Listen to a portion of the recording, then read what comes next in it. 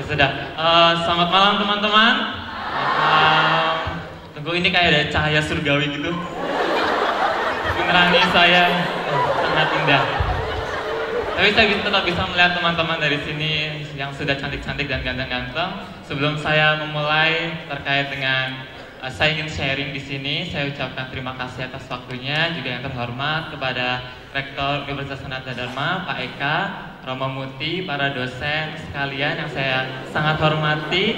Di sini juga ada Cidita, jadi di farmasi itu kita manggil dosen yang muda tuh nggak Bu, tapi Ci gitu. Untung ada bapak-bapak tapi nggak dipanggil Koko gitu, nggak dipanggil gitu, cuma Ci doang. Beliau juga merupakan pembimbing saya sewaktu saya mau pres dan juga pembimbing skripsi saya. Terima kasih ya Ci sudah datang. Dan juga ada Pak Jeffrey, dosen-dosen farmasi, dan teman-teman yang saya cintai, banggakan, yang saya sanjungi. Saya sangat bangga di sini bersama teman-teman karena teman-teman juga sudah berbuat banyak untuk Sanata Dharma, sudah berprestasi, dan saya harapkan nanti ke depannya kita bisa sama-sama turut berprestasi. Saya di sini, tunggu, di situ ada wajah saya. Di situ juga ada. Wah, saya ada di mana-mana.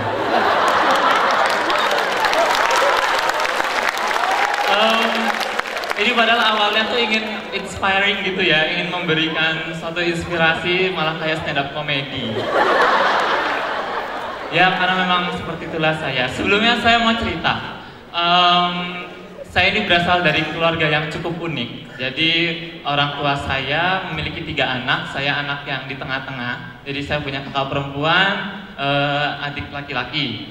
Nah di sini saya lahir dulu di Ujung Pandang, sekarang namanya Makassar, sudah berubah. Lalu setelah itu saya pernah pindah ke Purwokerto untuk melanjutkan SD SMP. Selanjutnya saya pindah ke Jember, Jawa Timur, tempatnya Mas Anang. Rumahnya sebelahan pas itu saya SMA di sana.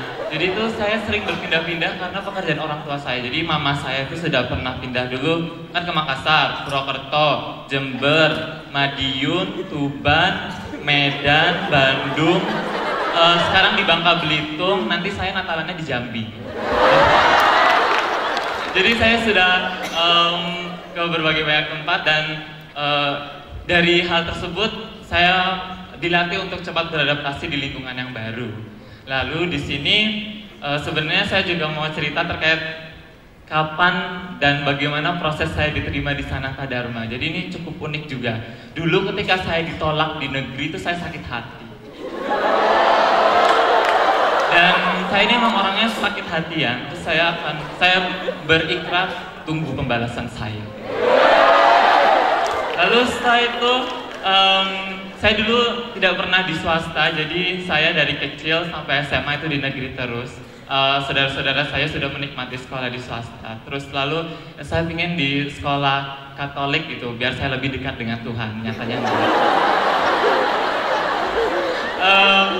Lalu di sini pada saat itu saya tidak daftar Sanata Dharma dulu. Jadi saya itu sebenarnya dulu tuh calon anak teknik elektro di Sanata Dharma. Saya pertama kali diterima di teknik elektro, tapi tidak jadi.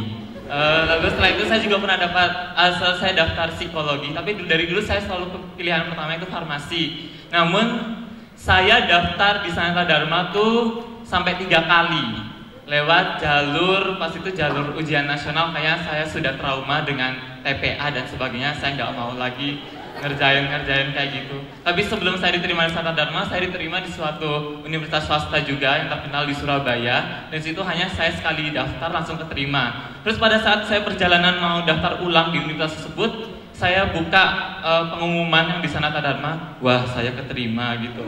Terus saya berpikir daftar di sini sekali langsung keterima, di Sanata Dharma 3 kali. Ya udah Sanata Dharma aja deh gitu.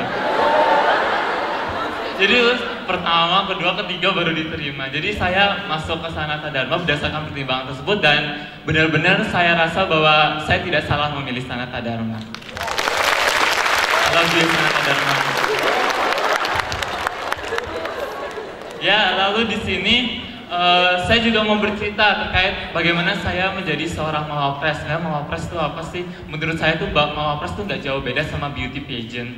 Jadi tuh acara-acara kecantikan cuma di Mawapres nggak ada ini aja swimsuit section gitu, nggak ada. Jadi Jadi benar di Mawapres itu kepemimpinan iya, bahasa Inggris iya, terus ada terkait dengan buat karya tulis ilmiah iya, terus prestasi iya. Semuanya di Mawapres itu komplit sekali. Nah, saya mengikuti Mawapres ini sudah dari tahun kedua saya di Sanata Dharma. Jadi dulu saya tuh bersaing sama Marlina dari psikologi, cuma dia yang jadi Mawapres pertama Sanata Dharma, lalu pada situ saya yang urutan keempat. Dan tahun selanjutnya saya coba lagi karena saya masih penasaran memang tugasnya seperti apa Mawapres itu. Lalu puji Tuhan di tahun ini saya diterima jadi Mawapres, lalu bisa lanjut di Kopertis. Saya juga berhasil dapat juara satunya. Nah di sini perasaan tuh saya seperti Ariska yang habis menang Grand International, Miss Grand International kemarin gitu. Jadi kalau tidak salah baru pertama kalinya juga Sanata Dharma masuk nasional 16 besar nasional, dan puji Tuhan saya dapat mewakili Sanata Dharma pada saat itu. Lalu ini ditepuk tangannya aku jadi malu. By the way, saya ini fans beratnya Malika. Siapa sih Mali Kuntong sama Ariska? Saya follow Instagram mereka. Jadi selanjutnya pada saat tahun ini tuh agak berbeda dengan tahun yang lalu Mawapresnya, karena tahun lalu menurut saya sih benar-benar dari fakultas dan sebagainya, tapi kemarin tuh agak dadakan ya Romo Muti ya, jadi semuanya serba last minute gitu. Saya sampai jam 9 ngetik karya tulis ilmiah di kantornya Romo Muti, terus malamnya saya dinner bareng sama Romo Muti.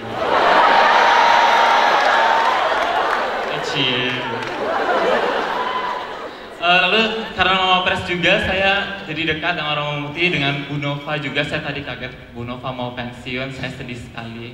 Karena pada kaget kan Bu Nova itu ternyata sudah punya cucu tapi masih fashionable. Lalu di sini selanjutnya cerita tentang kemarin Mawapres nasional gimana gitu. Sebenarnya tadi kemarin saya sebenarnya itu kemarin hampir spot jantung karena terjadi perubahan jadwal dari akhir Juli ke tiba-tiba ke Agustus Mawapres nasionalnya. Padahal saya sudah arrange terkait schedule saya untuk bulan Juni sampai Agustus, karena pas itu saya ada jumpa pers di mana-mana. Dan tahu-tahu loh kok ini berubah gitu. Saya sampai bingung karena perubahan tersebut sampai dibawa ke rapat rektorat kalau tidak salah, karena Romo harus membiayai saya pulang dari Jepang ke Indonesia terus balik lagi ke Jepang pada saat itu karena saya lagi ada internship di rumah sakit di sana. Ini nggak pamer loh ya, maaf. Jadi maksud saya sebenarnya agak senang juga sih. Ini 1 bulan 2 kali ke Jepang. Wah, terima kasih Sanata Dharma.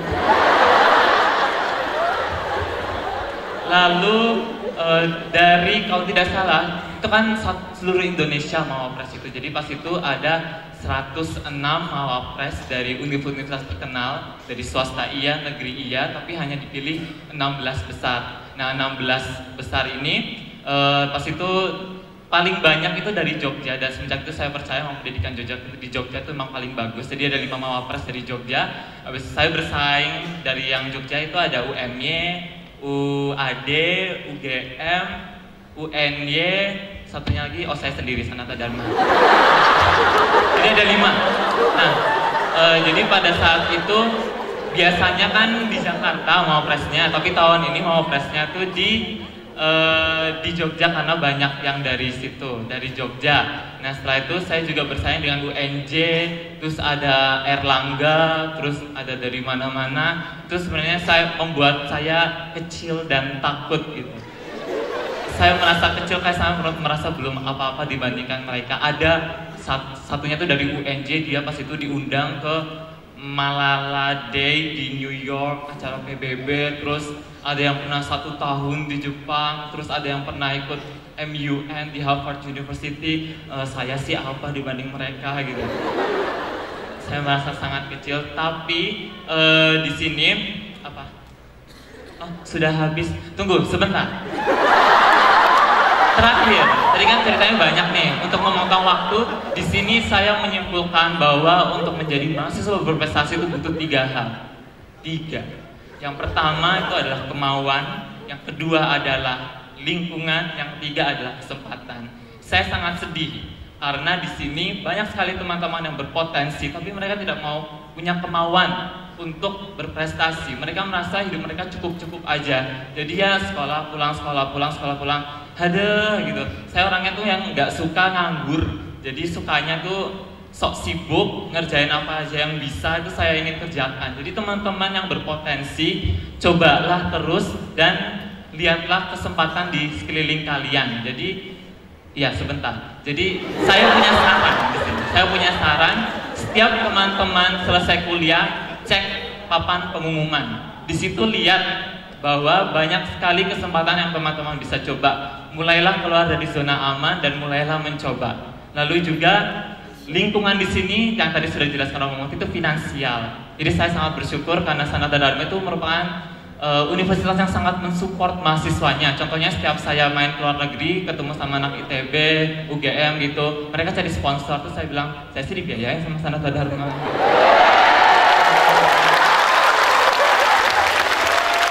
Jadi benar-benar hebat gitu ya. Terus ya udah itu nanti kalau teman-teman butuh sesuatu langsung cerita aja ke Romo Muti gitu. Romo, saya butuh finansial something gitu. Tapi nanti dinasihatin sama Romo Muti, sekarang sudah bukan waktunya saya, coba QR2 gitu. Kita dinasihatin kayak gitu.